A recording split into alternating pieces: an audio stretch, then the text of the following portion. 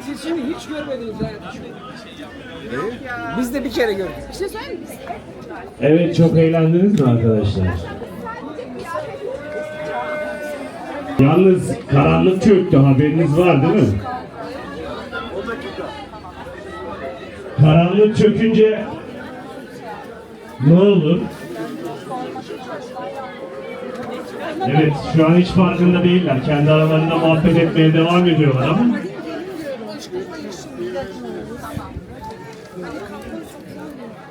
şimdi birazdan burada ortalığı alevler kaplamadan önce ufak bir kabus yaşayacağız.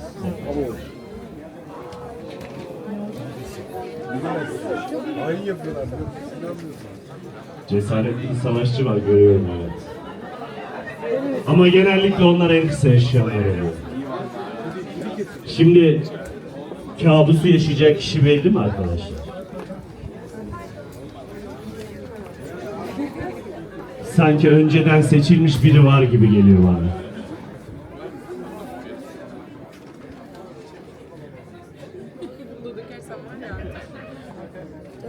Evet.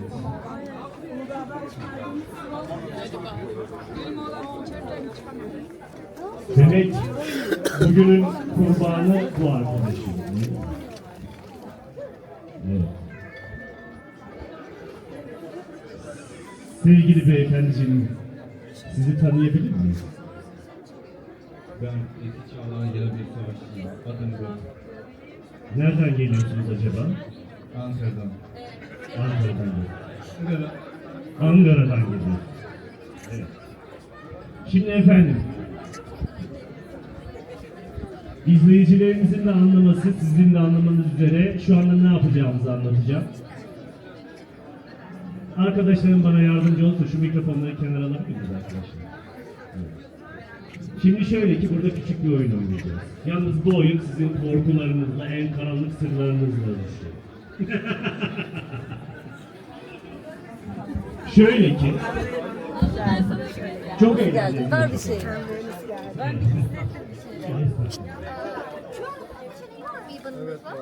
Şimdi şöyle ki bize çok eğlenceli geçirdiğiniz, yani çok bedbaht geçirdiğiniz bir günü kısaca anlatabilir misiniz? Kabusundan mı bahsedeyim? Kabus değil, yani çok eğlendiğiniz ya da çok üzüldüğünüz ya da çok işte sizin için ya bugün çok berbat dediğiniz bir günü kısaca. Vallahi hiç kötü olmadı. Bugünleri güzeldi. Bekle, bugün çok güzel çünkü çok eğlenceli geçiyor. Eli işte çok eğlenceli bir parti. Teşekkür ediyorum. O zaman şöyle yapalım. Bugün sabah kalktınız ne yaptınız? Yataktan çıktım. Buradan Buraya geldim. Ben kabusan gittim. tamam hadi anlat. Arkadaşlar, savaşçılar, bir şeyden korkar mısınız? O zaman düzgün cevap verin savaşçılar. Sen savaş bir şeyden korkar mısınız? Savaşçılar bir şeyden korkar mısınız? Tamam. Benim çok büyük bir korkum var arkadaşlar. 20. yüzyılda yaşamaktan korkuyorum. Efendim canım? 20. Rica yüzyılda ederim, rica ederim. Yani ben Atatürk düşmanı insanların yaşadığı, vatan haline yaşadığı bir ülkede yaşamaktan korkuyorum arkadaşlar.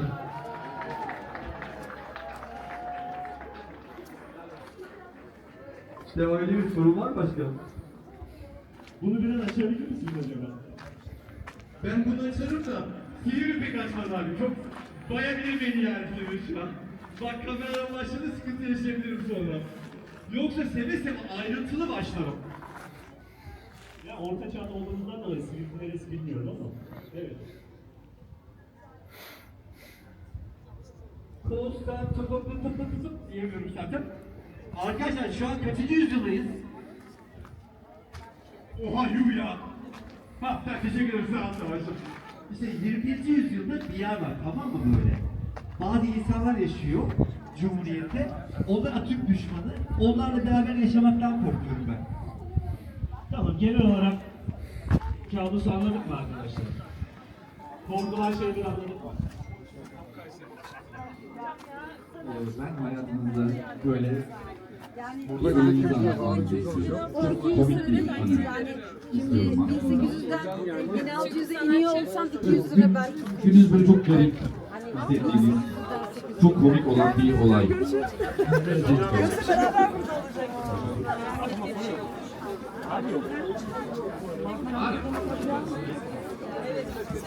Tamam arkadaşlar, bir tane kabus anlatacağım, bir tane anı anlatacağım. Güleceksiniz, ben ağladım. Şimdi arkadaşlarım var, benim dostlarım var. Ben dostlarımı sanıyordum. 50. yaş gününde beni doğum günü partisine çağırdılar. İçeri girdiğimde lahmacun ayranla başladılar. Bir tane tıpa vardı. Cenaze marşı, cenaze hocası vardı, okuyordu. Herkes siyah giyinmişti. Cenaze her şeyi vardı. En son öyle bir 50. yaş günü kutladım. Çok eğlenceliydi. Farklı bir yaş günüydü. Düşünün yani. Cenazenize gidiyorsunuz doğum gününüzde. Böyle bir eğlence var mı? Hiç hayatında cenazesinde doğum gününü kutlayan var mı arkadaşlar? Tamam, tek gerizekalı benim işte. Estağfurullah. Güzel bir şaka yapmış arkadaşlar. Yeterli midir? Ben bu hayattaki en büyük korkunuzu merak ediyorum. Onu anlattım, gerçeğini mi anlatayım? Gerçeği de aynen bu. Allah vermesin o tarafa oy vermek. Yani korku belli. Peki helal olsun abi. Abi hiç sevmediğin bir yemek, korktuğun bir hayvan var mı acaba? Ayıp olmayacaksa. Korktuğum bir hayvan? Yani yok ya. Aynaya bakınca bazen kendimden korkuyorum, yeterli mi bilmiyorum. Sevdiğim mantar. Zaten kötü konuşuyorum, mantar yiyince daha kötü konuşup hadi yapıyorum, olabilir. Tamamdır. Yeterli malzememizi aldık. Yok. Şimdi kabus göreceksiniz. Hatta buyurun şöyle gelin. En mutlu hocam en mutlu. Gelin gelin. Korkmayın. Bir şey yok. Şimdi isim neydi hocam tekrar bakın. Burak. Burak Bey'in kusura bakmayın önce sormadıysam benim. Öyle mi? O zaman evet. Şimdi Burak Bey'in bugün muhtemel yattığında gördüğü kabuslara benzer bir şey. Bakalım nasıl bir şey olacak. Bunun için müşteriye sevgi göstermek lazım.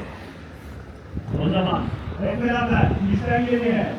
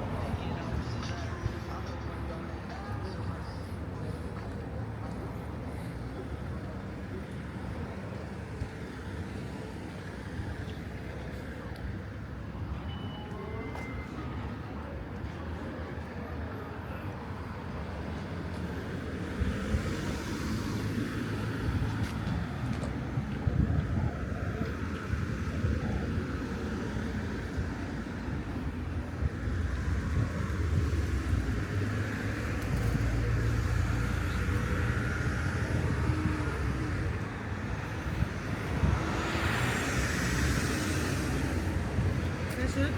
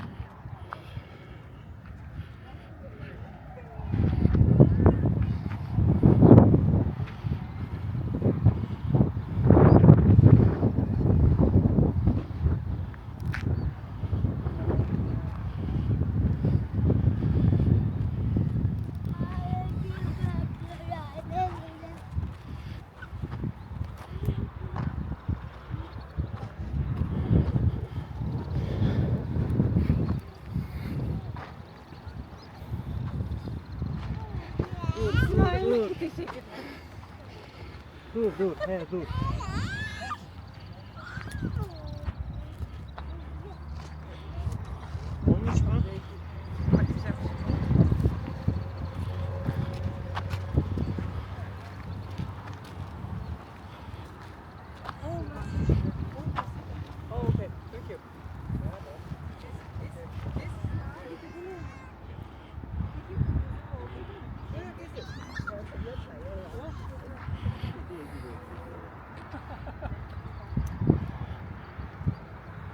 Thank you. Okay, bye-bye.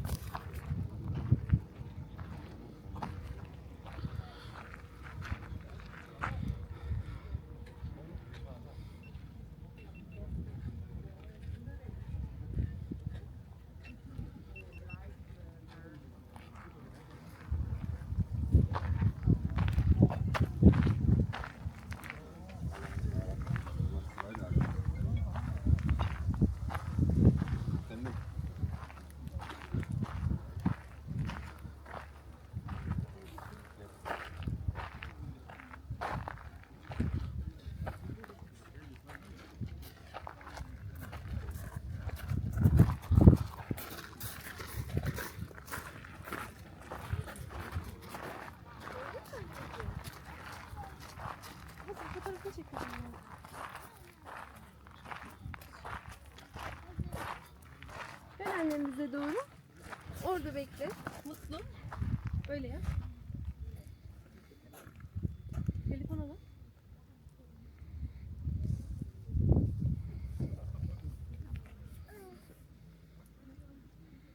Aferin, bekle.